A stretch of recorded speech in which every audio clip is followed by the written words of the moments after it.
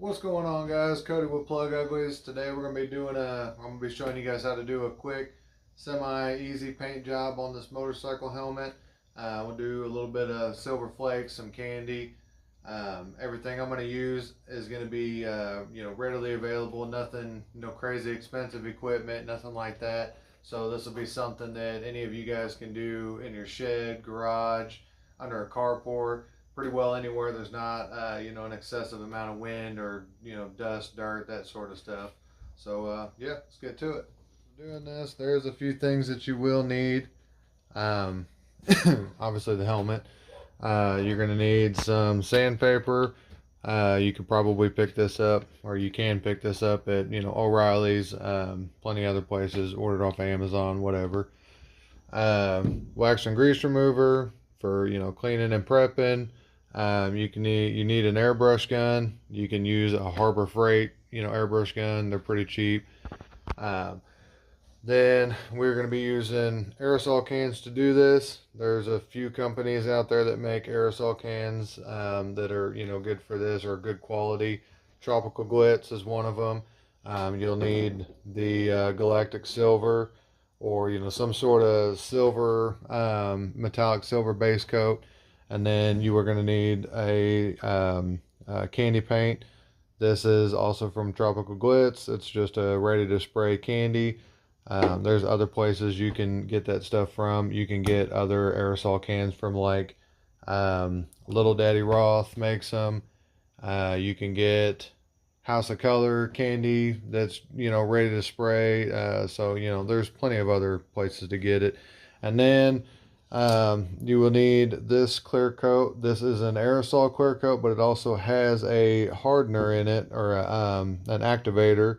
So you pop this little top out of here, and you pop it into the bottom, and then smash it in there, and it activates it, so it actually harden and cures like a like a real clear coat. Gives you a much better finish. But that's what I use for a lot of my projects, and it works phenomenally. So all right, let's get to it. The next thing we would do typically would be to remove this black trim.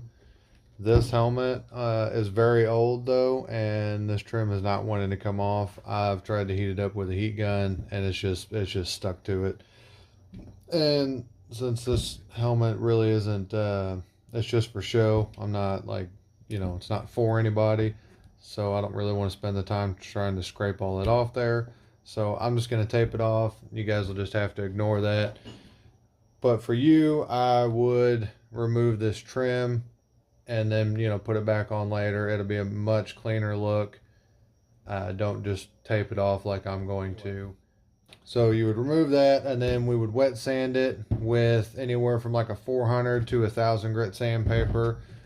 I used 1,000 grit sandpaper on this, and used a little foam block that I got from O'Reilly's, I believe. And you just wrap the sandpaper around it, and get you a little bucket or bowl of water that you can dip your sandpaper into, and then just sand on it. And what you're looking for is just like a uniform finish where it's all flat. You're just wanting to get rid of all the shine so it's dull. Like you can see here around this button. Let me get the light to reflect on it. You can still see it shiny, like you can see a reflection. That's what you want to get rid of. You want everything to be dull all the way around, same consistency. If you do have some blemishes, some real deep, like rock chips or something like that, you can use a 400 grit, and that'll knock it down quite a bit faster. You can smooth that stuff out while you're at it.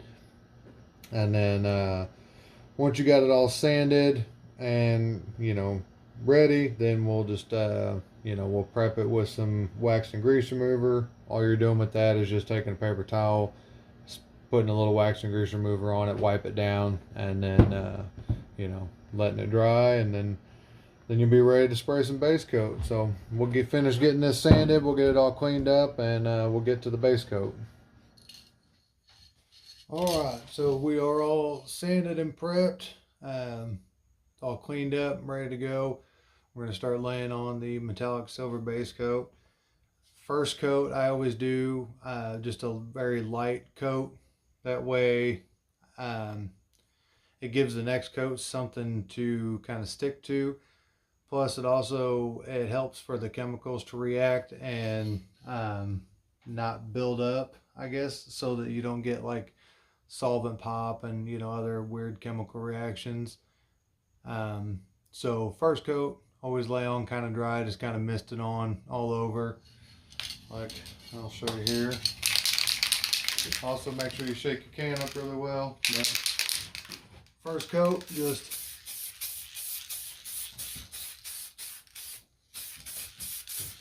nice and light.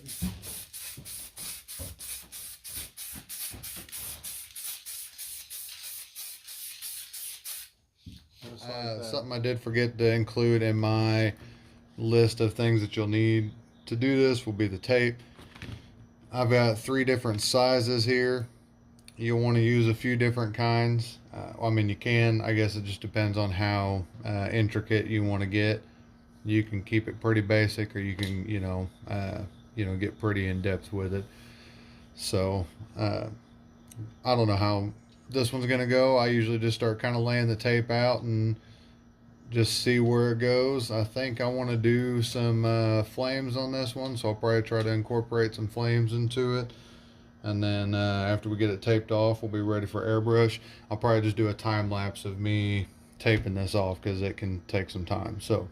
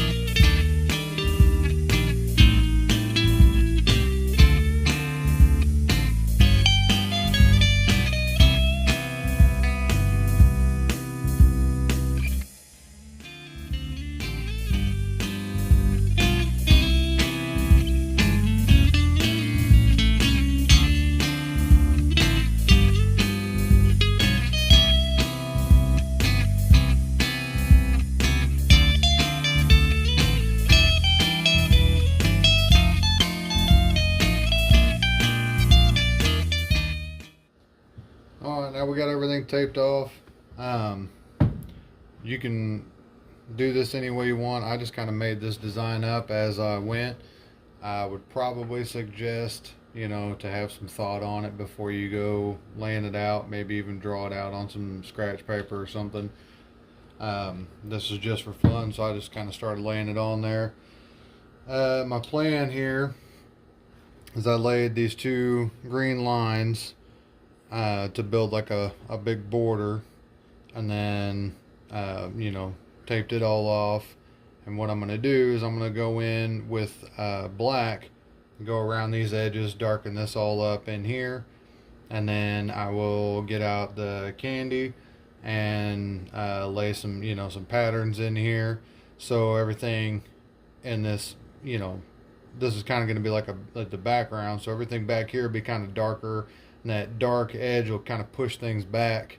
And then I'll take this yellow tape back off, and then probably tape off around out here maybe, and then I'm going to go in with some smaller real thin tape, and I'm going to go in here and do like some different little designs all in here. And then I'm just gonna, and I won't do black in here, I'll just lay the candy over that, so that you'll get that darker background and then a lighter border. It'll kind of make it, you know, look a little more 3D, I guess. But like I said, I just kind of made it up as I went. But and you don't, you know, you don't have to spray with black first and then lay candy. You can go in with just straight candy and lay patterns out. I like to use a little bit of black first because it, I think it darkens it up, gives it, I think it punches it out a little more.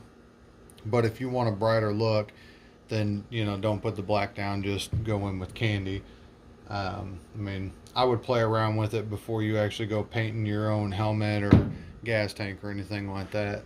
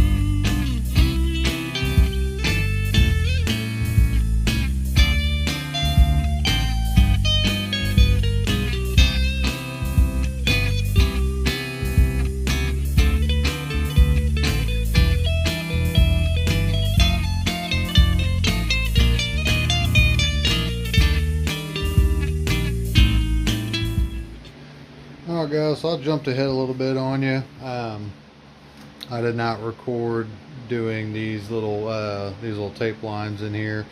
Basically all I did was just left the that outer edge tape line in there and then just laid in a fine line, just kind of did some little twisties in there. Then I just went over it with that candy blue and then, you know, peeled all the tape off. So we are going to lay some clear coat on it next.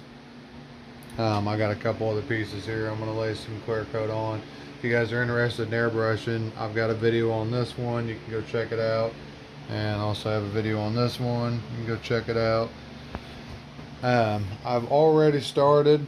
The first thing that I do is lay just a what I call a dry coat, and that's where I just kind of mist the clear coat on. I don't know if you can kind of see it, the little speckles of it there. And this does two things. One, it gives something for your next layer of clear coat to adhere to, something to stick to, because you're going to lay the next one on a little bit thicker. It gives it less chance of, you know, just running off, and also gives it the chance for the solvents to start reacting, so you don't get any kind of, you know, real crazy chemical reactions. So we're using the 2K Max clear coat. Got a little tab that comes in the top of the lid here. You just pop that out, pop it on the bottom, push it down on the table, shake it up real good, and then first coat's down. We're going to lay the next coat a little bit wetter or a little heavier. I've always heard to start from the top and work your way down. I don't always do that. I don't know if it really makes that big of a difference, so I just kind of start wherever feels comfortable. But I'll get from this side so there's a little better light. What you are looking for when you lay your clear coat is you wanna have good lighting, and then you wanna watch when that clear coat lays down. You'll kind of see it, build up across there, and to where it'll look, wet and shiny. And you don't want too much, but you don't want too little either. So I mean, it takes a little bit of practice, but if you've got good lighting and you can see the reflection, you'll see what I'm talking about. So here we go.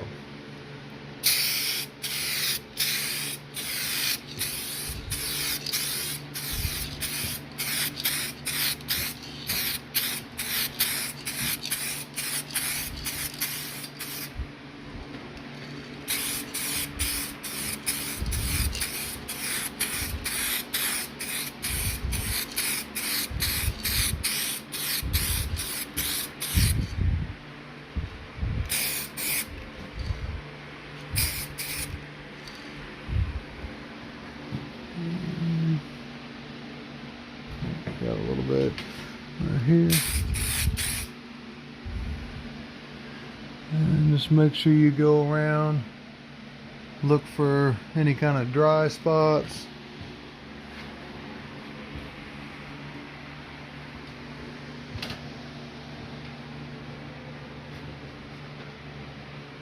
And then there you go.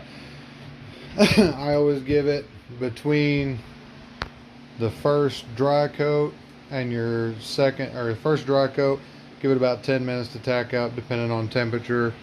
Then after that, I usually do about 15 to 20 minutes depending on temperature. The warmer it is, the better. You always want it to be above, I'd say about, they say 65, but I'd say 70 is best. But that's pretty well it. And then you just kind of repeat that until I would do probably 3 layers, 4 if you need to do any major cutting and buffing, like if you notice there's a lot of stuff landing in the clear coat, then maybe do a 4th coat so that you've got plenty of room to sand it and buff it out. And that'll be it then. Appreciate y'all tuning in. If you guys like this video and want to see more, make sure you hit the subscribe, and if you got any questions, let me know in the comments. Thanks.